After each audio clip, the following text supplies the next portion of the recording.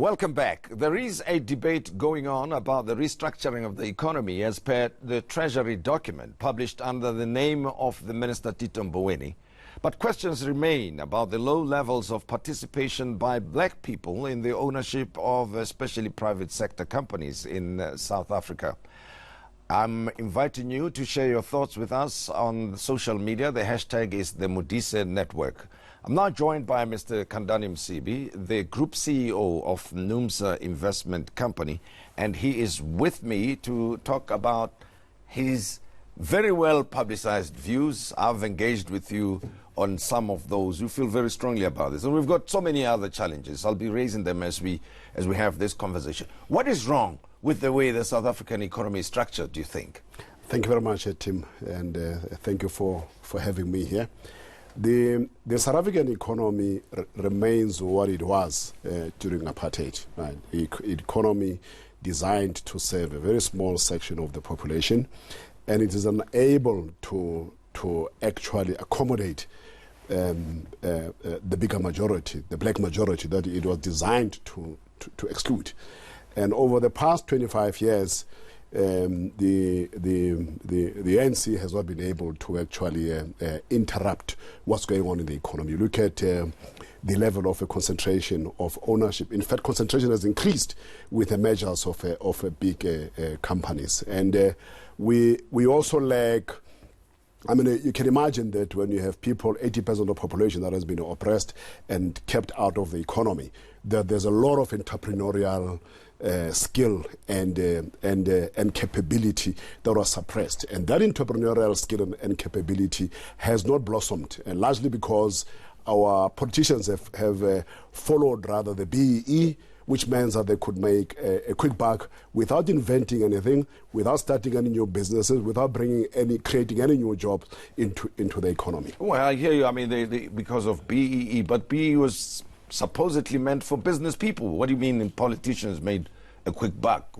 I mean, if the spirit and the letter of the policy and the laws around that were followed completely, then more people should have gone into ownership and benefited from whatever the requirements of BEE are all about. Well, if you look at, I mean, go back and look at what has happened in the heydays of BEE, the Thabo Mbeki era, and the first part of Jacob Zuma's administration, that the requirement to become to be chosen. But the first thing is that the BEE was not about creating new wealth. It was about the politicians getting access to existing wide wealth, right, by being given free shares, because they didn't have the equity to put into those shares. And also there was no requirement for any sweat equity except having strong political networks. So political connections was the currency. And then you have a whole number of entrepreneurs that have been struggling throughout the apartheid days who have not necessarily enjoyed the democratic dividend, in that BEE itself, right, actually pushed them even further back, in the sense that the highest BEE ratings were acquired by historically white companies, right, which then become the black companies. But we don't have black companies that came in and started to play in the economy in the numbers that we should have had in order to bring black people into the mainstream of the economy. Well, 25 years. Here we are now, and there was a time when the economy was growing 4 or 5% at least, and then that was hopefully helping the government get more taxes and then deliver on social services. But that growth is gone, or is not there at this time. At the same time, the unemployment growth or unemployment has not been dealt with substantially. If anything, it is growing, and the youth are the worst affected. And the world is changing. China is booming. Yeah. Rwanda is also transforming. Yeah. Everybody else is talking about things that are going right, or they're fixing things. What is it about South Africa that makes it difficult to just confront these different challenges head on? I think the South African politicians are afraid of dealing with the structure of the economy. Right? They're really very timid in front of business. Right? And you'll see that by the way in which the regulated industries like telecoms, right, that we do know that we're paying more data than is really necessary, right? I mean, in comparison to other countries, right? The level of a concentration has not been addressed, right? But what we also lack, right, is access to entrepreneurial funding, right? And the other part is that the politicians think that big business will solve unemployment. Right? Big business will not solve unemployment. Foreigners will not solve unemployment. In fact, the situation for black people is becoming even dire, in a sense that they are landless, jobless, and they've even lost the competitive advantage with illegal foreign operators in townships. So there are people who may blame the people in the townships, but you have people that have been in oppression, right? And you don't have a strategy to say how you're going to help them grow their businesses. There was no intervention whatsoever from the state or from even municipalities in order to grow our tuck shops. And tuck shops, when they began to mushroom, they were an entrepreneurial activity. But over time, the interventions that you make on your own, unless if they are supported by a state intervention, they tend to fizzle out. Because I mean, you look at the level of regulation that protects insurance companies and banks and telecommunications against the competition. The state itself is running companies, yes, right, and did not do a good job of it, as we know, with the high debt levels that have been accumulated over a period of time. Why do you think the state is not then letting that entrepreneurial spirit that you say exists in the black community? There's a lot of capital there. There are natural resources in South Africa. The communities in rural parts of South Africa coming apart as a result thereof.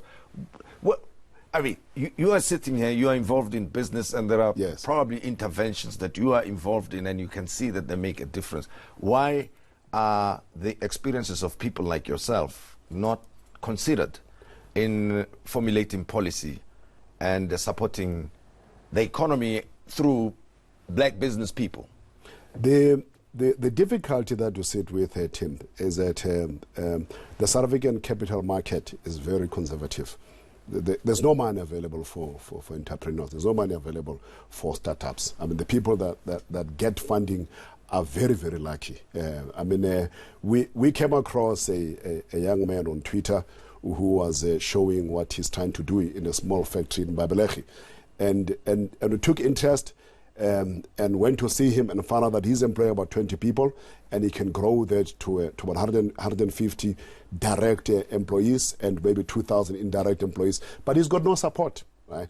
And we then I then started sort of an investment consortium through Twitter, whereby I invited people to say, let's invest in his business as maybe a model or a pilot to say, can we really begin to mobilize cash and capital for SMMEs? And we're lucky that we're able to raise 2.5 million rands for him, and he's busy with the refurbishment of the factory. It's a very beautiful business, and it's a talented young man. And I've come across quite a number of people. I mean, there's one guy who has who's trying to start a condom manufacturing plant in East London. He would employ about 300 people directly and create another 2,000 indirect jobs. And he was funded by the ITC, right? But he was unlucky in a sense that by the way, as a country, we consume about 1 billion condoms per annum, and apparently it's not enough. And for this operator, right, he had funding.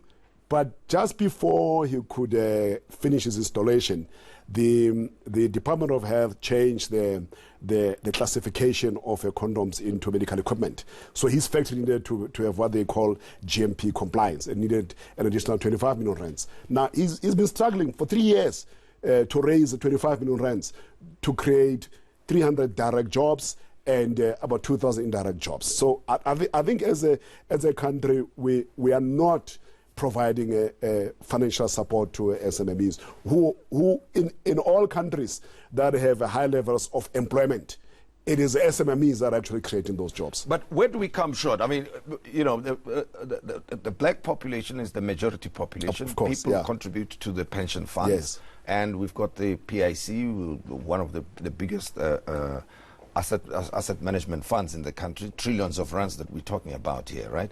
And the unions themselves have got investment companies. Yes. So why is this capital not allocated accordingly and directed to those who are entrepreneurial and would make a difference in this economy, you think? It's a rules that have been set up, right? There's Regulation 28, which dictate how retirement funds can invest. We as a country have made rules that have actually tied our hands and our feet in as far as our retirement funds are concerned, right? To the extent that you make the rules, and through the rules you create a culture, right?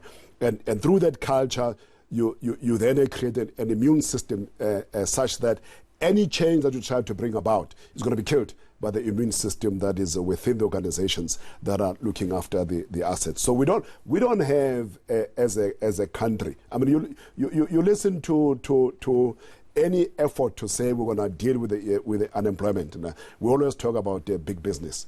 There's no great drive there's no acknowledgement of the fact that only SMMEs will create big business. And by SMMEs here, I'm not talking about team coming to say that I can also supply toilet paper. I'm talking about people that will build products like this young man in Babelechi who's actually manufacturing tableware, ceramic tableware, and this guy in the Eastern Cape wants to make condoms. These are the people that are making real products, but they employ large numbers of people. And if you get, I mean, when you're a country and you have 10 million unemployed people and you are adding 1 million every year into that list, and you don't have a production system that is generating at least 1 million jobs per year. Because I've got to squeeze in this final question, quick one. If you were in government, what would you do differently? We have the small business department, for instance. Many people thought it would make any difference, but it does not appear to have been the case. But let's take it from you. If you were to make things happen, what would you do? The small business department is one of the least funded. Right? There's only 1 billion rands for SMME funding there. We need to put at least 100 billion rands towards SMMEs. We need to make sure that we have hundreds of projects running at the same time. They're not all going to be successful, but you want a case like the US has done with the emergence of Apple and Facebook and all of these organizations that came out of the Silicon Valley type of an environment, whereby and I'm sure the failure rate is high, right? But the few that succeed make so much of a difference in the economy. We don't have that, right? In fact, we have a very conservative approach to SMMEs that they have to meet. They have hurdle rates that are very hard to achieve in order for them to access the cash. But a lot of things that the government can do. One is that we have natural resources. Right? Why are we exporting natural resources? I mean, it's almost like the advantage that we have, we give it to other people. Because these minerals are being mined. It's not like someone is saying there's no need for minerals in the world. There's a need for minerals in the world, but those minerals are used to produce goods that because we export minerals, we end up importing those goods at a higher value. Yeah. Well, I'm sure there's much more to this, but you've started the discussion and debate. I appreciate it. Thank you very much for being my guest. You're welcome. Thank you. That's Khandani Msibi, the Group CEO of the NUMSA Investment Company. I will be talking to another top executive in a short while, and that is the Altron CEO, Mteto Nyati.